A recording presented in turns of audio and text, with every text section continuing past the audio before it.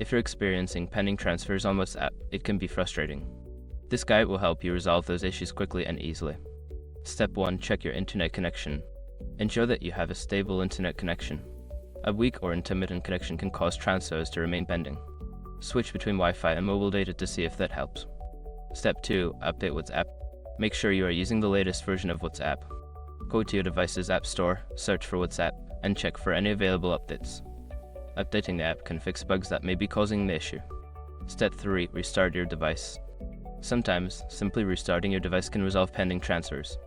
Turn off your phone, wait a few seconds, and then turn it back on to refresh the system. Step 4. Check payment settings.